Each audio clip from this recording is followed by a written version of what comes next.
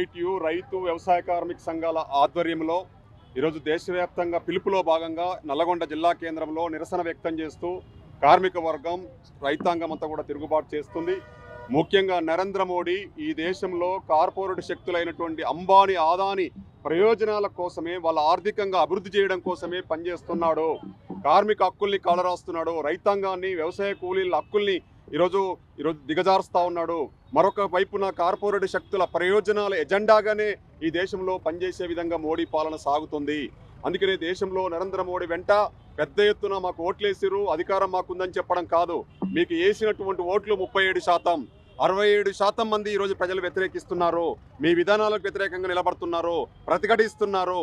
అందుకని మీరు ఇష్టం వచ్చినట్టుగా పార్లమెంటులో ఈరోజు కార్పొరేట్ శక్తుల ప్రయోజనాల ఎజెండాను చట్టాలుగా మార్చడాన్ని ఒప్పుకునేది లేదు. ఈరోజు ముఖ్యంగా 4 లేబర్ కోడ్లు కావచ్చు, జాతీయ ఉపాధి హామీ చట్టం కావచ్చు, రైతు విత్తన చట్టం కావచ్చు, ఈరోజు విద్యుత్ సవరణ చట్టం కావచ్చు, ఇలాగే వ్యవసాయ రంగాన్ని మొత్తం నిర్వీర్యం చేయడానికి చేస్తున్న కుట్రలు కావచ్చు, అణు ఒప్పందాన్ని, ఈరోజు దేశ రక్షణ ఏదైతే ప్రధానంగా మనం దేశంలో ఉందో దాన్ని కూడా ఈరోజు ప్రైవేటు వాళ్ళకి అప్పచెప్పేటువంటి ప్రయత్నం జరుగుతుంది.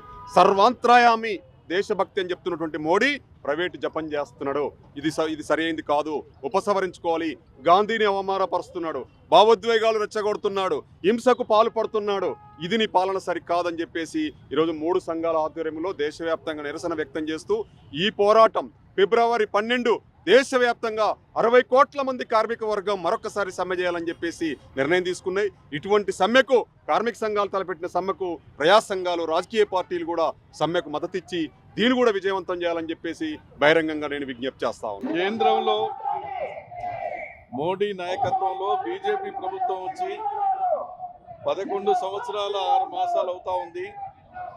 ఈ 11 సంవత్సరాల 6 మాసాల కాలంలో ఆయన తీసుకునేటువంటి నిర్ణయాలు, ఆయన తీసుకొచ్చిన చట్టాలు మొత్తం కూడా 100కి 90% ప్రజలకు నష్టం జరిగే విధంగా ఉన్నాయి. ముఖ్యంగా రైతు వ్యతిరేక చట్టాలు, కార్మిక వ్యతిరేక చట్టాలు, వ్యవసాయ కూలీలు, పేదవాళ్లకు వ్యతిరేకమైనటువంటి చట్టాలు తీసుకొచ్చి వాళ్ళ పొట్టగొట్టి కొద్దిమంది బడా కార్పొరేట్ శక్తులకు లాభం చేసేటువంటి విధంగా వాళ్ళ పెట్టుబడులు, వాళ్ళ లాభాలు పెరిగేటువంటి పద్ధతుల్లో ప్రజా వ్యతిరేక చట్టాలు తీసుకురావడం అనేది జరుగుతూ ఉన్నది. అంతేకాకుండా ధరల మీద ధరలు పెంచుతూ పోతా ఉన్నాడు. పన్నుల మీద పన్నులు వేస్తూ, అప్పుల మీద అప్పులు తెస్తూ దేశ సంపదను మొత్తం కొల్లగొట్టి కొద్దిమంది చేతుల్లో పెట్టడం అనేది జరుగుతూ ఉన్నది.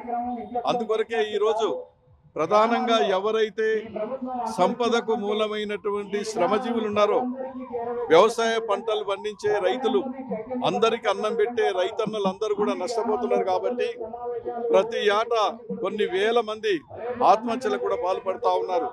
ఎందుకంటే గిట్టుబాటు ధరలు లేక, తెచ్చినటువంటి వ్యవసాయ పెట్టుబడులు ఎల్లక, కల్తీ విత్తనాలు, కల్తీ ఎరువులు, గిట్టుబాటు ధరలు లేకపోవటం వల్ల రైతులు చాలా నష్టపోతున్నారు. కాబట్టి రైతులు మొత్తం కూడా ఇవాళ రోడ్డు మీదకి వచ్చి కోట్లాది మంది దేశవ్యాప్తంగా మేము వ్యవసాయం చేసే పరిస్థితి లేకుండా పోతుంది, పాలక వర్గం కేంద్ర ప్రభుత్వం మాకు అన్యాయం చేస్తుంది, మేము పండించిన పంటలకు గిట్టుబాటు ధర లేదు, అతివృష్టి వచ్చి అనావృష్టి వస్తే నష్టపరిహారం ఇవ్వటం లేదు, మేము సచ్చినా కూడా పట్టించుకునే దిక్కులేనటువంటి పరిస్థితి వస్తుంది అని చెప్పి కోట్లాది మంది రైతులు ఇవాళ పోరాటాలకు రావటం అనేది జరుగుతూ ఉంది.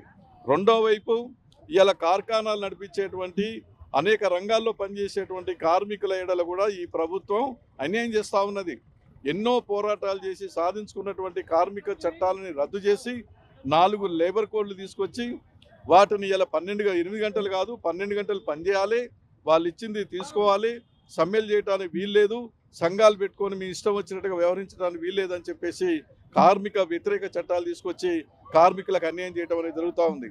అందుకనే కార్మిక వర్గం మొత్తం కూడా ఎక్కడికక్కడ ఏకమై ఇదెక్కడ అన్యాయం, ఇది 8 గంటల పనిదినం అనేది మేము పోరాడి సాధించుకున్నాము, 12 గంటలు పని చేస్తే మా ఆరోగ్యాలు దెబ్బతింటాయి, పెరుగుతున్న ధరలకు అనుగుణంగా వేతనాలు పెంచడం లేదు, మాకు ఉద్యోగ భద్రత లేదని చెప్పి కోట్లాది మంది కార్మికులు ఇలా పోరాటాలకు రావడం అనేది జరుగుతూ ఉంది. అందరితో ఆగలే. ఇలా వ్యవసాయ కూలీలు, పేదలు అనేవాళ్ళు ప్రతి సంవత్సరం కూడా వ్యవసాయ పనులు ఉండవు, కూలి పని అనేది ఉండదు. సంవత్సరం మొత్తంలో కనీసం 100 రోజులు 120 రోజులన్నా పని లేని రోజుల్లో పని కల్పించి పేదలు ఆకలి చావులకు గురి కాకుండా వాళ్ళకు పని కల్పించాలనే ఉద్దేశంతో జాతీయ ఉపాధి హామీ పథకాన్ని, మహాత్మా గాంధీ జాతీయ ఉపాధి హామీ చట్టాన్ని చట్టరూపకంగా తీసుకురావడం జరిగింది. అది అనేక పోరాటాలు చేయటం వల్ల వచ్చింది. అది ముఖ్యంగా వామపక్ష పార్టీలకు సంబంధించిన పార్లమెంట్ సభ్యులు యూపీఏ 1 ప్రభుత్వంలో ఒత్తిడి తీసుకొచ్చినటువంటి ఫలితంగా ఆ చట్టం పకడ్బందీగా వచ్చింది. దానివల్ల పేదవాళ్ళు ఆకలి చావులకు గురి కావటం లేదు. పని లేని రోజుల్లో దాన్ని ఆ రకంగా ఉపయోగించుకొని పని కల్పించుకోవడం అనేది జరుగుతూ ఉంది. అలాంటి చట్టాన్ని ఇవాళ రద్దు చేసి మహాత్మా గాంధీ జాతీయ ఉపాధి హామీ చట్టం కాకుండా ఇవాళ ఏంటంటే జీరామ్జీ అనే పేరుతోటి ఒక పథకాన్ని తీసుకురావడం అనేది జరిగింది. నిధులకు కోత పెడతా ఉన్నారు, పని దినాలు తగ్గిస్తూ ఉన్నారు, కూలీ తగ్గిస్తూ ఉన్నారు. ఆ రకంగా ఆ యొక్క చట్టాన్ని పూర్తిగా బలహీనపరిచి రద్దు చేసి ఇవాళ కార్పొరేట్ శక్తులకు, పెట్టుబడిదారులకు, భూస్వాములకు అనుకూలమైనటువంటి చట్టాన్ని ఇవాళ తీసుకురావడం అనేది జరుగుతూ ఉన్నది. దాంతోపాటు కేంద్ర ప్రభుత్వం ఇప్పటిదాకా నిధులు మొత్తం కూడా కేటాయించేది ఈ పథకానికి, ఈ చట్టానికి. కానీ ఇప్పుడు 40% నిధులు రాష్ట్ర ప్రభుత్వం చెల్లించాలి, 60% కేంద్రం ఇస్తుందని చెప్పి రాష్ట్ర ప్రభుత్వాల మీద భారం వేయటం అనేది జరుగుతూ ఉంది. ఈ రకంగా చూసినప్పుడు 100% ఉన్నటువంటి రైతులు, కూలీలు, కార్మికులు, శ్రమజీవులు, ఈ సంపదకు మూలమైనటువంటి వీళ్ళు, అందరికి అన్నం పెట్టే వీళ్ళు, అందరి బంగ్లాలు కట్టి, ప్రాజెక్టులు కట్టి, రోడ్ల నిర్మాణం చేసే వీళ్ళకి అన్యాయం చేయడానికి ఈ ప్రభుత్వం పూనుకుంటుంది. మోడీ గారు, ఆయనకు మానవత్వం అనేది లేదు. పేదల ఎడల ఏమాత్రం సానుకూలమైన ఆలోచన అనేది లేదు. పేదల్ని ఏ రకంగా దోచాలి, రైతుల్ని ఎట్లా పొట్టగొట్టాలి, కార్మికులకు ఎట్లా అన్యాయం చేయాలి, కార్పొరేట్లను ఎట్లా బాగు చేయాలి, లక్షల కోట్ల రూపాయలు వాళ్ళకు రాయితీలు ఇస్తూ ఇవాళ ఉన్న రాయితీలు, ఉన్న సబ్సిడీలన్నీ వీళ్ళకి కోత పెట్టడం అనేది జరుగుతూ ఉంది. దీనికి పరిష్కారం ఒకటే, ఈ దేశం వాళ్ళ జాగీర్ కాదు.